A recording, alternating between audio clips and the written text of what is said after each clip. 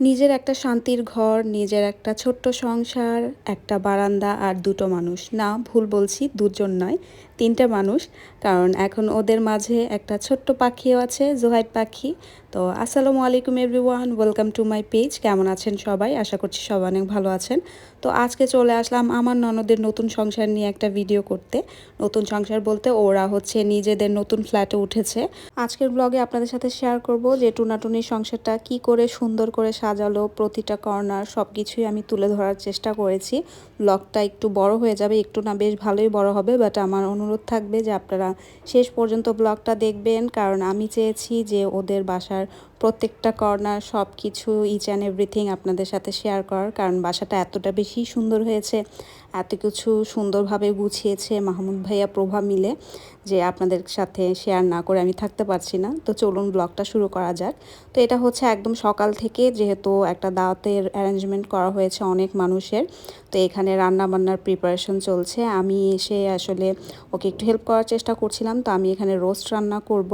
যেহেতু অনেক বেশি রান্নাবান্না চলছে, তো চা করার তো আর সুযোগ হচ্ছিল না। এখানে ছোট্ট একটা রাইস কুকারে প্রভা আবার চা বানাচ্ছিল। মানে যত যাই হোক, চা মিস হবে না, মানে কি যে চা পাগল।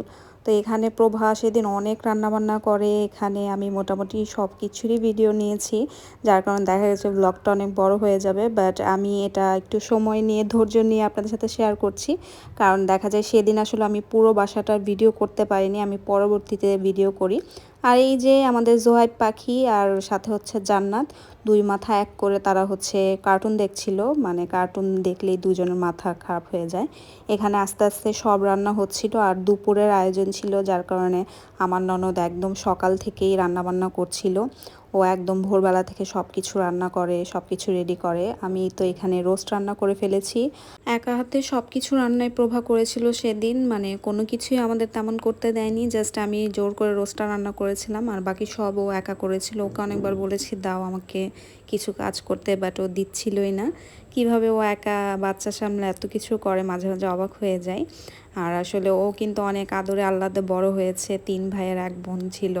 আমার শাশুড়ি মাঝে মাঝে গল্প করে যে পানিটাও ঢেলে দিতে হতো, বাট এখন ও একা সংসার সামলায়, সব কিছু একা হাতে করে। আমরা মেয়ে মানুষরা এরকমই, আমাদের কাঁধে যখন দায়িত্ব পড়ে যায় আমরা সব কিছু করে উঠতে পারি। তো যাই হোক, এখন এখানে এই যে প্রান্ত ভাই আবার একটু হেল্প করছিল সালাদ কেটে দেওয়াতে। আর সবাই আর কি কাজ করছিল আশেপাশে, দেখতে পাচ্ছেন। আর শুধুমাত্র আমার জামাই ছাড়া সবাই কাজ করছিল, কারণ আজিমের আসলে এইসব কাজকর্মের কোনো আইডিয়াও নেই। তো চলুন এখন ওর বাসাটা একটু ঘুরে দেখাই আপনাদেরকে। তো এটা একদম মেইন গেট থেকে আমি শুরু করেছি। এখানে একটা শু র‍্যাক রাখা আছে, এটা হচ্ছে ড্রয়িং স্পেস, আর পিছনে একটা জানালা আছে। আর এই তো এটা হচ্ছে ফ্রন্টে আর কি। আর এই বাসার মানে প্রতিটা কর্নারের ডিজাইন, সব কিছু ডিটেলস, সব কিছুর প্ল্যানিং করেছে মাহমুদ ভাইয়া। ভাইয়া নিজে, মানে আমরা নিজেরা দেখেছি তো, মানে ভাইয়া নিজে একদম খাতায় এঁকে টেকে, মানে নিজে প্ল্যানিং করে, নিজে ডিজাইন করে এই বাসাটা সাজিয়েছে। এখানে ড্রয়িং আর ডাইনিং স্পেস হচ্ছে একসাথে। তো এখানে যদি আমার পছন্দের কর্নার বলি, তাহলে এই ওয়ালটা হচ্ছে আমার সবথেকে বেশি পছন্দের, কারণ এটাতে একটা খুবই একটা অ্যাস্থেটিক ভাইব দেয়। আর আমি একটু ডিটেলসে দেখাচ্ছি। এখানে ভাইয়া খুব সুন্দর করে লাইট লাগিয়েছে, আর লাইটগুলোও খুব সুন্দর হয়েছে, মানে একদম রুচিসম্মত। তো আসলে ভাইয়াকে অ্যাপ্রিসিয়েট করার মতো আর কি। আর এটারই অপোজিটে হচ্ছে এখানে ওয়াল টিভি ক্যাবিনেট, আর এই ক্যাবিনেটের মধ্যে যেই ছোট ছোট শোপিসেস, তারপর যত ফুল লতা পাতা যা দেখছেন সব কিছু হচ্ছে মাহমুদ ভাইয়ার পছন্দের। আর এই শোপিসগুলো হচ্ছে সব চায়না থেকে ভাইয়া ইম্পোর্ট করে আনিয়েছে ভাইয়ার ফ্রেন্ডকে দিয়ে। তো এই সব পিসেসগুলো অনেক ভালো হয়েছে। তো এরপর চলুন এখন ডাইনিং এরিয়াটা একটু ঘুরে দেখাই আপনাদেরকে। তো এটা হচ্ছে ডাইনিং এরিয়া। তো এই ডাইনিংটাও নতুন নেওয়া হয়েছে, এই ডাইনিংটাও খুব সুন্দর হয়েছে, মার্বেল পাথর দেওয়া আর কি ডাইনিংয়ে। তো এই ডাইনিংগুলো এখন মানে খুব ট্রেন্ডি আর কি, এখন খুব চলছে। আর ডাইনিংয়ের সাথেই হচ্ছে এখানে ক্যাবিনেট করা, মানে ওয়াল শোকেস যেটা বলে, প্লাস এখানে ফ্রিজ রাখার অংশ। আর ওই যে আমাকে দেখা যাচ্ছে, আমি আসলে এই ভিডিওগুলো কিন্তু দাওয়াতের দিন নেইনি, পরবর্তীতে আরেকদিন গিয়ে আমি একটু ভিডিও নিচ্ছিলাম, কারণ দাওয়াতের দিনে আসলে এত ডিটেলসে ভিডিও করা যায় না। তাই আমি আরেকদিন গিয়ে একদম ডিটেলসে খুব সুন্দরভাবে ভিডিও করে নিয়ে এসেছি, কারণ আমি নিজেও চাচ্ছিলাম যে আমার ব্লগটা যেন সুন্দর হয়। আমি যেন খুব সুন্দর করে বাসাটা আর কি প্রেজেন্ট করতে পারি, কারণ বাসাটা এতটাই সুন্দর হয়েছে যে এভাবে আর কি মানে প্রেজেন্ট করার মতোই। তাই চেয়েছি যে একটু বড় হোক, বাট সুন্দর করে যেন আমি আপনাদের সাথে শেয়ার করতে পারি। আর আপনারাও আইডিয়া পেলেন কিভাবে সুন্দর করে সিম্পল ওয়েতে ঘরবাড়ি আর কি সাজানো যায়। এই যে একদম ডিটেলস দেখিয়ে দিয়েছি, এটা হচ্ছে ওদের বেডরুমে আর কি। আর এখানে যে ইয়েলো কালার যেই মানে ফ্রেমটা দেখছেন, এটা কিন্তু মাহমুদ ভাইয়া নিজে আর্ট করেছে। ভাইয়া এরকম আরও অনেক সুন্দর সুন্দর অনেক কিছুই আর্ট করেছে, যেটা ডিটেলস হয়তো কখন আপনাদের সাথে শেয়ার করব। এখানেও দুই একটা দেখতে পারবেন। তো এটা হচ্ছে প্রভাদের হচ্ছে বেডরুম, আর এই যে বেডরুমের ভিডিও করে নিয়েছি। আর বেডরুমে অনেক বাতাস দেখতেই পাচ্ছেন, মানে একদম চাদর উড়িয়ে নিচ্ছে, কারণ ওদের বাসাটা হচ্ছে মানে ওদের ফ্ল্যাটটা একদম চারপাশ খোলা। এই যে এখানে হচ্ছে জানালা থেকে আর কি ভিউ, আর অনেক বাতাস, মানে বাসাটা একটা শান্তি শান্তি ফিল হয়। তো এই যে আমি একদম ডিটেলস ভিডিও করছিলাম।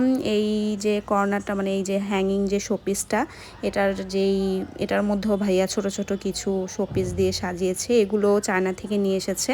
আমি জানি হয়তো অনেকেই জিজ্ঞাসা করবেন, তো আমি আগে থেকেই বলে দিলাম আর কি যে কোনটা কোথা থেকে নিয়ে এসেছে। ভাইয়ার ফ্রেন্ড আছে, তো ভাইয়ার ফ্রেন্ডকে দিয়ে আর কি সব চায়না থেকে আনায়। আর এটা হচ্ছে বারান্দা, ওদের বেডরুমের সাথে বারান্দা আছে একটা। তো এই বারান্দায় আর কি ভাইয়া আবার সুন্দর করে গাছ দিয়ে গুছাচ্ছে আর কি, সাজাচ্ছে। এখনও কমপ্লিট হয়নি, আস্তে আস্তে আরও সুন্দর করে সাজাবে। আর ভাইয়া হচ্ছে একজন গাছপ্রেমী মানুষ আর কি। আর ভাইয়ার কাছে আসলে আমরা যেহেতু গাছের প্রতি আমার মানে আইডিয়া কম, তো দেখি আর কি অনেক সুন্দর সুন্দর গাছ, এগুলোর নামও আমি বলতে পারবো না, কেউ জিজ্ঞাসা করবেন না। বাট এই গাছগুলো খুব সুন্দর লাগছিল দেখতে, তো আমি সব ভিডিও করে নিয়েছি। এখন আপনাদেরকে দেখাবো হচ্ছে কিচেন এরিয়াটা। তো এটা হচ্ছে ওর কিচেন, আর এখানেও ভাইয়া খুব সুন্দর করে আর কি ডেকোরেশন করিয়েছে। এটা ভাইয়ার প্রভাব মিলে আর কি ওরা সব করেছে। এখানে এই যে ড্রয়ার সিস্টেম করেছে, এখানে সব কিছু সাজিয়ে গুছিয়ে রাখা যায়, মানে ক্যাবিনেট সিস্টেম থাকলে যেটা হয় আর কি, সব কিছু গুছিয়ে সাজিয়ে রাখতে সুবিধা হয়, দেখা যায় তেমন ঝামেলা হয় না। না হলে তো রান্নাঘর একদম অগোছালো হয়ে থাকে। এই যে এখানে মশলাপাতি যা রাখার সেগুলোর ক্যাবিনেট, এটা আবার ট্রান্সপারেন্ট, তো দেখা যাচ্ছে। আর বাকিগুলো আর কি ওরকম দেখা যায় না। একটাই ট্রান্সপারেন্ট শেলফ ছিল, কারণ ট্রান্সপারেন্ট থাকলে আবার একটু ঝামেলা, সব কিছু গুছিয়ে টুছিয়ে রাখতে হয়, যেটা রান্নাঘরে আর কি একটু ঝামেলার কাজ। মানে আমরা তো আর সবসময় সব কিছু গুছিয়ে সাজিয়ে রাখতে পারি না।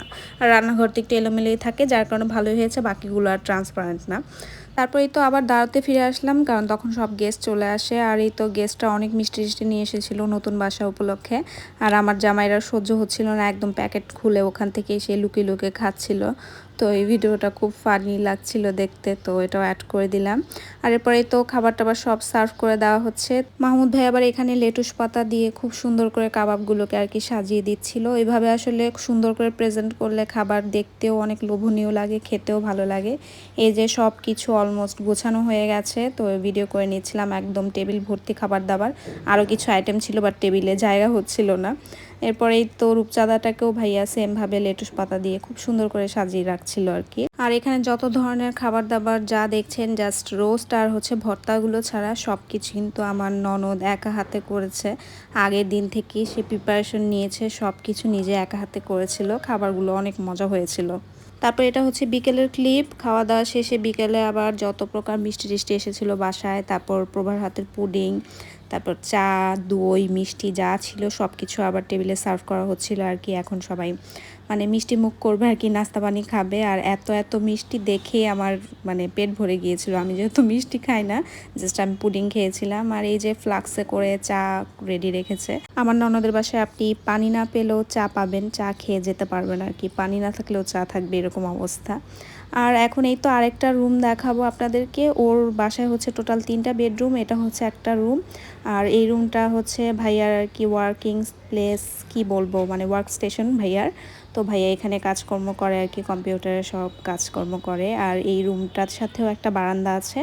আর এই যে ওয়ালে যে এই 2টা ওয়ালমেট দেখতে পাচ্ছেন, এগুলো কিন্তু ভাইয়ার নিজের হাতের করা। একটু আগেই তো বলেছিলাম যে ভাইয়া খুব ভালো আর্ট করে। সো এই রুমটা আসলে বেসিক্যালি ভাইয়ার মতো করে আর কি নিজের মতো করে সাজিয়ে গুছিয়ে রেখেছে, কারণ ভাইয়ার এই রুমে বেশি সময় কাটানো হয়। আর এই তো এখানে জাবেদস ওয়ার্ক স্টেশন লেখা একটা, খুব সুন্দর করে।